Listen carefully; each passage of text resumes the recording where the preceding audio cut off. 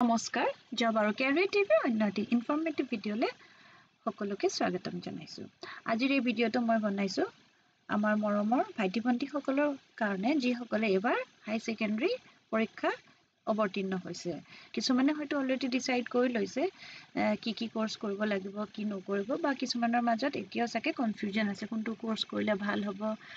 স্যালাৰি কিমান হ'ব, ডিউৰেচন বা বাকি বহুতো কথা তেওঁলোকৰ মনত চাগে এতিয়াও প্ৰশ্ন উঠি আছে। সেই কাৰণে আজিৰ এই ভিডিঅ'টোত মই জনাম যে আৰ্টছত তোমালোকে হাই সেকেন্ডাৰী পৰীক্ষা পাছ কৰাৰ পিছত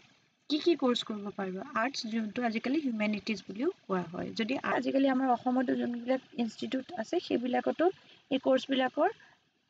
এডমিশন প্ৰসেসটো এতিয়া আৰম্ভ হৈ গৈছে। মই লাহে লাহে এটা দুটা ভিডিঅ' দি থাকিম ক'ত এই কোৰ্সবিলাক কৰিব পাৰিব আৰু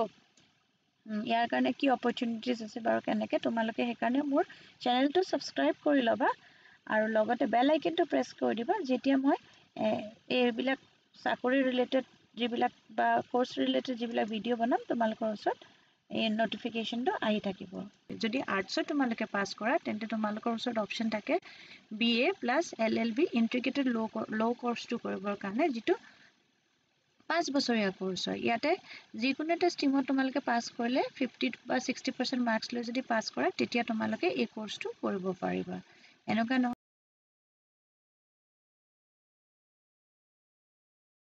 আৰু ইয়াত প্লেসমেন্ট থাকিব কৰ্পোৰেট লয়াৰ হিচাপে তোমালোকে কাম কৰিব পাৰিবা। তাৰ পিছত লিগেল এডভাইজাৰ, লিটিগেশ্যন,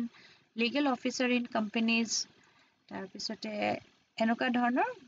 যিবিলাক ৰেপুটেড অৰ্গানাইজেশনছ থাকে সেইবিলাকতো আজিকালি তাৰ উপৰিও গভৰ্নমেন্ট অফিচেছ বিলাকত বা কোৰ্টতো যাই পেলাই তোমালোকে কাম কৰিব পাৰিবা। আৰু স্যালাৰি টপ ফাৰ্মছ বিলাকত 6 lakhs or 20 lakhs per annum হয় আৰু যদি এক্সপেৰিয়েন্স ভাল থাকে তেন্তে স্যালাৰি তাতকৈ বেছি হয়। তাৰ পিছতে নেক্সট যোনটো কোৰ্স আছে সেইটো হৈছে BBA যোনটো কয় bachelors of business administration. Bachelors of business এডমিনিষ্ট্ৰেশ্যনৰ কাৰণে 12 পাছ কৰাৰ পিছত যি সায়েন্স আৰ্টছ বা কমাৰ্চ প্ৰিফাৰেবলি কমাৰ্চৰ ষ্টুডেন্ট বিলাকে বেছিকৈ এই কোৰ্সটো কৰে কিন্তু সায়েন্স বা আৰ্টছৰ ষ্টুডেন্টৰ কাৰণেও এটো হয় আৰু ইয়াৰ কাৰণে তোমালোকে যদি 50%তকৈ বেছি মাৰ্কস পাইছা তেন্তে তোমালোকে 3 বছৰৰ এই কোৰ্সটো কৰিব পাৰা। কোৰ্সটোৰ মেইন ফোকাস হৈছে ম্যানেজমেন্ট, ফাইনেন্স, মাৰ্কেটিং, HR বা এন্টাৰপ্ৰেনিয়ৰশিপ স্কিল শিকাব আৰু প্লেসমেন্ট থাকিব marketing, finance, HR, operations in corporate startups বিলাকত। আৰু এই BBA টো কৰাৰ পিছত যদি তোমালোকে MBA কৰি লোৱা তেতিয়াহলে সেইটো আৰু বেছি ভাল হ'ব কাৰণ MBA কৰিলে তোমালোকে ডাঙৰ যিবিলাক অৰ্গানাইজেশনছ থাকে বা অফিচ থাকে তাত তোমালোকে মেনেজমেন্টৰ চাকৰি পাবা। আৰু এইটো কৰাৰ পিছত কোৰ্সটো কৰাৰ পিছত স্যালাৰি মিনিমাম 3 lakhs পৰা ষ্টাৰ্ট হয় আৰু যেতিয়া তোমালোকৰ মানে এক্সপেৰিয়েন্স হৈ যাব বা লগত MBA টো কৰি ল'বা তেতিয়া মিনিমাম স্যালাৰি 25 লাখ per annum পৰা ষ্টাৰ্ট হ'ব আৰু সেইটো বাঢ়ি গৈ থাকিব এক্সপেৰিয়েন্সৰ লগে লগে। তাৰপিছত থাৰ্ড যোনটো কোৰ্সৰ কথা মই ক'ব বিচাৰো সেইটো হৈছে বেচেলাৰ্ছ অফ ডিজাইন বা BDes বুলি কয় আৰু এই কোৰ্সটো কৰিবৰ কাৰণে তোমালোকে যদি 12 পাছ কৰিছা যিকোনো এটা ষ্ট্ৰীমত 50% বা above marks লৈ তেন্তে এই কোৰ্সটোৰ কাৰণে এলিজিবল হয়। বিভিন্ন ডিজাইনিং বেচেলাৰ্ছ অফ ডিজাইনিং এটো 4 বছৰৰ কোৰ্স হয় আৰু ইয়াতে মেইন ফোকাসটো হয় ফ্যাশন, গ্ৰাফিক্স, UI বা UX প্ৰডাক্ট, ইন্টেৰিয়ৰ ডিজাইনিং। ইয়াতে তোমালোকে টেক কোম্পানীজ বা studios, branding agency, startup, placement agencies এইবিলাকতো চাকৰি পোৱাৰ সম্ভাৱনা থাকে। ষ্টাৰ্টিং স্যালাৰি 4 লাখৰ পৰা আৰম্ভ হয় আৰু 15-20 লাখলৈকে উইথ এক্সপেৰিয়েন্স ইনক্ৰিমেন্ট হৈ থাকে। তাৰ পিছতে আৰু এটা কোৰ্স আছে সেইটো হৈছে বেচেলাৰ্ছ অফ মাছ কমিউনিকেশ্যন যিটো কয় BJMC।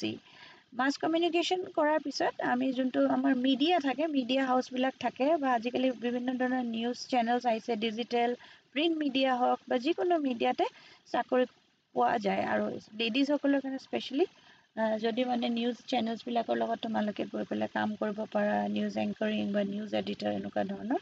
চাকৰি পোৱা যায়। ইয়াৰ কাৰণে এলিজিবিলিটি যদি তোমালোকে 12 পাছ কৰা 50 পৰা 60% মাৰ্কস লৈ তেতিয়া তোমালোকে এই কোৰ্সটো কৰিব পাৰা। 3 বছৰৰ এইটো ডিউৰেচন হয় কোৰ্সটো আৰু এই কোৰ্সটো কৰাৰ পিছত যোনটো ষ্টাৰ্টিং স্যালাৰি হয় সেইটো তোমাৰ 10 লাখ মানৰ পৰা ষ্টাৰ্ট হয় মানে 3 লাখ ষ্টাৰ্টিং স্যালাৰিটো আজিকালি যেটো বাঢ়ি গৈছে 3 লাখ মানৰ পৰা 10 লাখ টকালৈকে হয়। অনলাইন কন্টেন্ট প্লেটফৰ্মছতো কাম কৰিব পাৰা, good placement in reputed college, media growth বহুত বিলাক অপৰচুনিটিজ আছে। তাৰ পিছতে 5 নম্বৰটো যোনটো আছে hotel management. Hotel management BHM বা BSc হস্পিটেলিটি ইণ্ডাষ্ট্ৰি বুলিও কয় হোটেল মেনেজমেন্টটো 12 পাছ কৰাৰ পিছত যিকোনো এটা ষ্ট্ৰীমত কৰাৰ পিছত তোমালোকে এডমিশ্যন ল'ব পাৰা আমাৰ নগাঁওতো এখন food and craft technology institute আছে তাতো হয় আৰু বাকী অসমতো এতিয়া বহুতবিলাক ইনষ্টিটিউট আছে য'ত এতিয়া এডমিশ্যন প্ৰচেছটো আৰম্ভ হ'ব মই তোমাক এইবিলাক বাৰু মই জনাই দিম ক'ত ক'ত আছে আৰু কেনেকৈ তোমালোকে এপ্লাই কৰিব পাৰিবা হোটেল মেনেজমেন্ট কৰাৰ পিছত যিকোনো মেডিকেলত হস্পিটেলিটি ইণ্ডাষ্ট্ৰি হয় ডাঙৰ হস্পিটেলছবিলাক হৈ গ'ল ৰেজৰ্টছ হৈ গ'ল হোটেলবিলাক হৈ গ'ল তাৰপিছতে ফ্ৰণ্ট অফিচৰ কাম তাতে পাবা হাউচকিপিঙৰ কাম টুৰিজিম ইণ্ডাষ্ট্ৰিত বিভিন্ন ধৰণৰ যিমানবিলাক আজিকালি আছে মেনেজমেন্টৰ আজিকালি দৰকাৰ হয় আৰু এই হস্পিটেলিটি মেনেজমেন্টটো চবফালে তোমালোকে এয়াৰপৰ্টত চাকৰি পায় আৰু স্কুল কলেজবিলাকতো আজিকালি হস্পিটেলিটিটো লোৱা হৈছে ডাঙৰ যোনবিলাক এডুকেশ্যনেল ইনষ্টিটিউট হয় সেইবিলাকতো ইয়াৰ চাকৰি পোৱাৰ সম্ভাৱনা থাকে এয়াৰলাইন্সত চাকৰি পায় ক্ৰুজত পায় ইভেণ্ট মেনেজমেণ্ট তাৰপিছতে এনেকুৱা ধৰণৰ আৰু ইয়াতে যোনটো ষ্টাৰ্টিং চেলাৰী হয় 8 লাখ মানৰ পৰা আৰম্ভ হৈ পেলাই এইটো যেতিয়া লগত এক্সপিৰিয়েঞ্চ হৈ থাকিব তেতিয়া বাঢ়ি গৈ থাকে আৰু এটা কোৰ্চ আছে এইটো ফৰেন লেংগুৱেজৰ কোৰ্চ তাতে তোমালোকে যদি BA কৰা বা ডিপ্ল'মা কোৰ্চো কৰা তেতিয়াও তোমালোকে চাকৰি পোৱাৰ ভাল প্ৰবেবিলিটি থাকে ফৰেন লেংগুৱেজৰ প্ৰফিচিয়েঞ্চি ট্ৰান্সলেটৰ হিচাপে চাকৰি কৰিব পাৰে এম্বেচিবিলাকত চাকৰি পায় কালচাৰেল ষ্টাডিজ থাকে আৰু যদি হায়াৰ ষ্টাডিজ কৰা তোমালোকে ইণ্টাৰপ্ৰিটাৰ হিচাপে লেংগুৱেজ স্পেচিয়েলিটিজ ইন এম্বেচিজ MNCs বিলাকত টুৰিজিমত আজিকালি লেংগুৱেজৰ যে বাহিৰৰ পৰা যদি কোনোবা ফৰেনাৰ্ছসকল আহে তেখেতলোকে আমাৰ লোকেল ভাষাটো বুজি নাপায় তেতিয়া তেখেতলোকক তোমালোকে ইণ্টাৰপ্ৰেট কৰিব পাৰা জাপানীজ হৈ গ'ল জাৰ্মান ফ্ৰেঞ্চ মেণ্ড্ৰিন এইবিলাক ভাষাৰো আজিকালি বহুত ডিমাণ্ড আছে তাৰ চেলাৰী আৰম্ভ হয় 4 লাখৰ পৰা 10 লাখ মান ষ্টাৰ্টিং চেলাৰী আৰু লগতে এক্সপিৰিয়েঞ্চৰ লগত এই চেলাৰীটো বাঢ়ি গৈ থাকে ইয়াৰ পিছত নেক্সট আৰু এটা কোৰ্চ আছে সেইটো হৈছে ডিজিটেল মাৰ্কেটিং বা কণ্টেণ্ট ক্ৰিয়েশ্যন সেইটো এতিয়া গোটেই আমাৰ পৃথিৱীখনে ডিজিটেলতে চলে ডিজিটেল মাৰ্কেটিং কণ্টেণ্ট ক্ৰিয়েশ্যন এইবিলাকৰো খুব ভাল এটা ডিমাণ্ড আছে ইয়াৰ কাৰণে তোমালোকে 12 পাছ কৰাৰ পিছত বেছিক কম্পিউটাৰ স্কিলখিনি যদি আছে 6 মাহৰ পৰা 3 বছৰে তোমালোকে ডিজিটেল মাৰ্কেটিঙৰ বা কণ্টেণ্ট ক্ৰিয়েশ্যনৰ কোৰ্চ কৰিব পাৰা আৰু তাৰপিছতে চাকৰি পোৱাৰ মানে চান্সেছ বহুত থাকে কোৰ্চৰ ফ'কাছটো মেইন কেনেকৈ SEO কৰিব লাগে মানে চাৰ্চ ইঞ্জিন অপটিমাইজেশ্যন ছ'চিয়েল মিডিয়াৰ কাৰণে কেনেকৈ কাম কৰিব লাগে কণ্টেণ্ট ষ্ট্ৰেটেজি এডভাৰটাইজ ব্ৰেণ্ডিং ষ্টাৰ্টাৰ্ছবিলাকত বা মানে আজিকালি সকলো জেগাতে এই ডিজিটেল মাৰ্কেটিং বা কণ্টেণ্ট ক্ৰিয়েশ্যন এইবিলাকৰ আৱশ্যকতা আছে এতিয়া ভিডিঅ' বনোৱা হৈ গ'ল এডভাৰটাইজ কেনেকৈ বনাব লাগে বিভিন্ন ধৰণৰ কাম থাকে এইবিলাক কোৰ্চবিলাক কৰাত তোমালোকক শিকাই দিব কেনেকৈ কি কৰিব লাগে তোমালোকে digital marketing executive social media manager freelancer agency বা তোমালোকে অনলাইন ফ্ৰীলান্সিং আজিকালি কামো হয় ৱৰ্ক ফ্ৰম হোম ছোৱালীবিলাকেও এইটো কোৰ্চ কৰাৰ পিছত ঘৰতে বহি পেলাই ইণ্টাৰনেশ্যনেল যোনবিলাক কোম্পানীজ আছে ডাঙৰ কোম্পানীজ সেইবিলাকৰ লগত কাম কৰিবলৈও সুবিধা পায় আজিকালি বেছিক কম্পিউটাৰ নলেজটো চবেই বিচাৰে যিকোনো এটা চাকৰি যদি এপ্লাই কৰা এইটো এটা ক'ব যে 6 মান্থ মিনিমাম কম্পিউটাৰৰ কোৰ্চ কৰা বিচাৰে সেইকাৰণে ডিজিটেল মাৰ্কেটিং বা কণ্টেণ্ট ক্ৰিয়েশ্যনৰ কোৰ্চটো যথেষ্ট আজিকালি মানে ডিমাণ্ড আছে আৰু মিনিমাম চেলাৰী 10 লাখ মানৰ পৰা ষ্টাৰ্ট হৈ পেলাই আৰু এক্সপিৰিয়েঞ্চৰ লগত এইটো বাঢ়ি গৈ থাকে এইটোৰ ভিডিঅ'ত মই তোমালোকক এতিয়া এইখিনি কোৰ্চৰ বিষয়ে ক'লোঁ ইয়াৰ পিছত নেক্সট মই আৰু কিছুমান ভিডিঅ' বনাম য'ত মই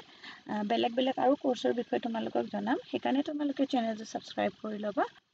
আৰু যদি ভিডিঅ'টো চাই ভাল পাইছা তেন্তে লাইক এটা কৰি দিবা আৰু পাৰিলে ফ্ৰেণ্ডছ আৰু ফেমিলিৰ মাজতো শ্বেয়াৰ কৰি দিবা কোনোবা যদি এই কোৰ্চসমূহৰ বিষয়ে জানিবলৈ ইণ্টাৰেষ্টেড হয় তেওঁলোকক চাব পাৰিব আকৌ এটা নতুন ভিডিঅ' লৈ লগ পাম ধন্যবাদ